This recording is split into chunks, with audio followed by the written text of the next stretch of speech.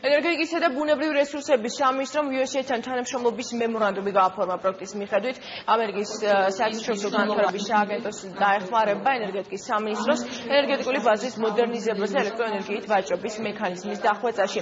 პროექტის ინიციირების შეთანხმების ფარგლებში მომზადდება ელექტროენერგეტიკული ბაზრის ახალი მოდელი, რომლის მიზანიც ჰიდროენერგეტიკის მიმართულებით კერძო სექტორის განვითარება. თანამშრომლობის მემორანდუმს ხელი დღეს ლახა კალაძემ და ამერიკის საერთაშორისო განვითარების სააგენტოს მისიის დირექტორმა სტეფან ჰეიგინი მოაწერეს. მიგეგმება ასე ვთქვათ საბაზრო წესების დახვეწა, ელექტროენერგიის ვაჭრობის წესების დახვეწა, რაც ძალიან მნიშვნელოვანია.